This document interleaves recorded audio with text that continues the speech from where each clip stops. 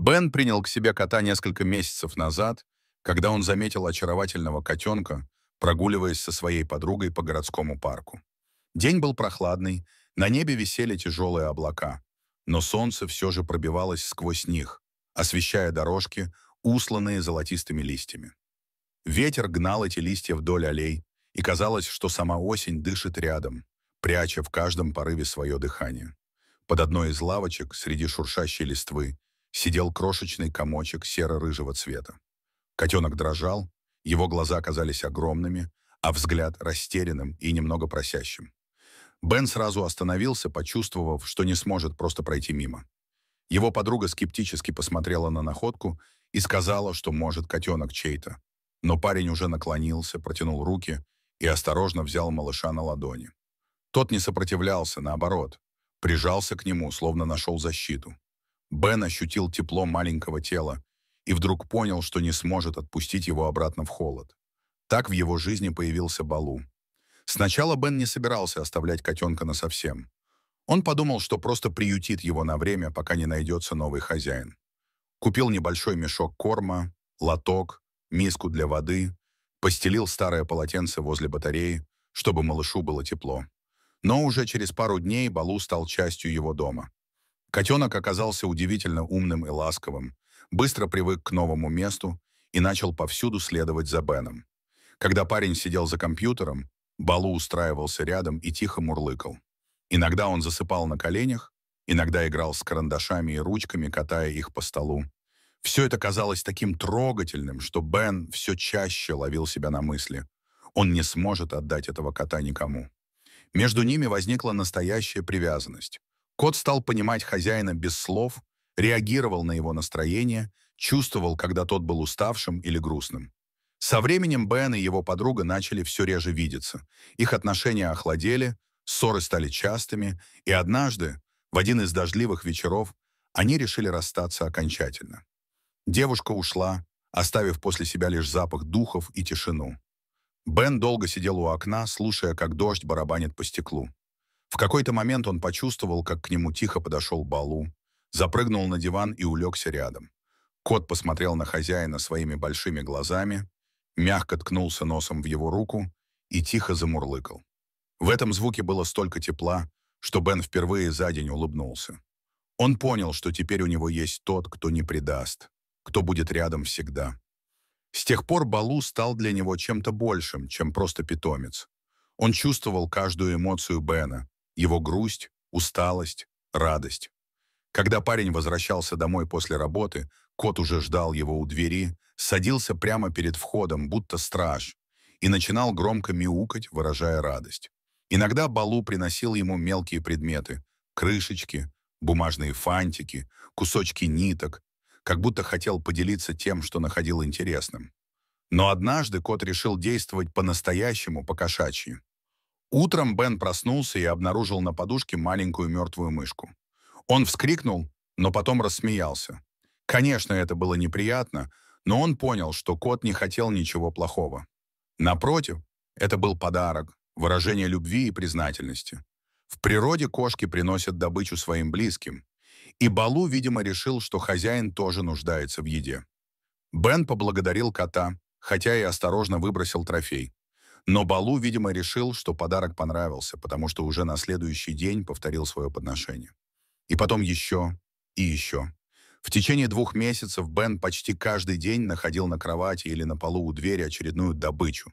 Иногда это были мыши, иногда маленькие птички, которые залетали в подвал, где любил гулять кот.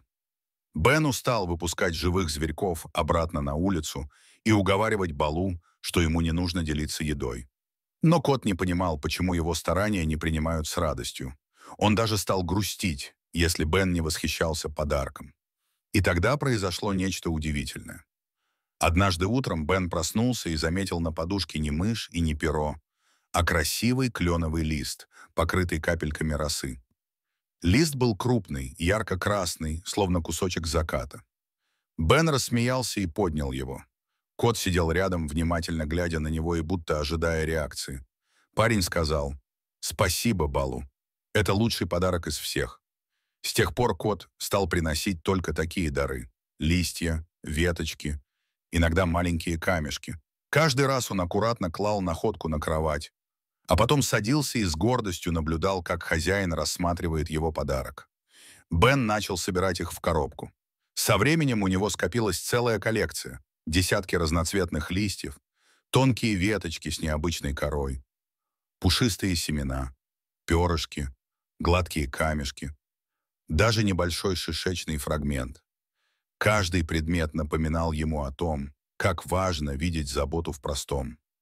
Иногда, глядя на коробку, он думал, что эти вещи — материальные следы любви, которые нельзя измерить словами. Соседи смеялись, когда слышали историю о коте-подарочнике, но Бен не обращал внимания. Для него это стало символом связи между человеком и животным. Иногда он даже представлял, что Балу осознанно выбрал именно листья, потому что понял, хозяин радовался им больше, чем мертвым мышам. Прошло время, пришла зима. За окном шел снег, мягкий и тихий. Балу подолгу сидел на подоконнике, наблюдая, как снежинки падают на стекло. Он был уже взрослым, красивым котом, с густой блестящей шерстью и уверенной походкой. Бен любил смотреть на него. В его движениях было что-то царственное, но при этом теплое, родное. Иногда по вечерам, когда за окном гудел ветер, Бен сидел на диване с чашкой горячего чая, а Балу сворачивался рядом и мурлыкал. В эти моменты парень чувствовал, что ему больше ничего не нужно. Дом, тишина, кот, и этого достаточно. Весной, когда растаял снег, Балу снова начал приносить подарки. На этот раз он находил первые зеленые листочки, кусочки коры, даже один раз притащил маленький цветок, который аккуратно положил на подоконник. Бен не знал, как кот ухитрился не повредить лепестки, но это выглядело удивительно. Он сфотографировал подарок и повесил снимок на стену. Со временем целая стена превратилась в галерею даров Балу. Каждый предмет имел свою историю. Вот этот лист кот принес после дождя, когда Бен грустил, а вот тот с золотистой кромкой появился в день, когда Бен получил повышение на работе. И каждый раз, глядя на эти простые, но трогательные символы, он вспоминал, как важно ценить внимание, проявленное без слов. Люди часто говорят, что животные не способны на настоящие чувства, что их поступки — всего лишь инстинкты. Но Бен знал, что это не так. В каждом действии Балу он видел не просто привычку, а осознанное стремление быть рядом, поддержать, сделать приятное. Кот умел чувствовать его настроение, приходил, когда нужно, уходил, когда Бен хотел побыть один.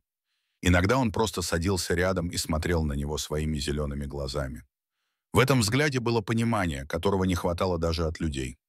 В один из летних вечеров, когда солнце медленно садилось за горизонт, Бен вышел на балкон, держа на руках Балу.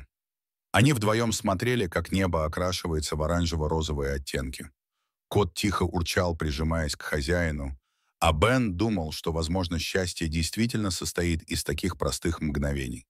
Не громких, не показных, просто тихих и искренних. Он вспомнил, как все началось. Прохладный осенний день, лавочка, дрожащий котенок, его мягкий взгляд. Тогда он думал, что спасает жизнь маленькому существу, но теперь понимал, что именно Балу спас его. От одиночества, от грусти, от чувства, что жизнь проходит мимо. Этот кот стал частью его сердца.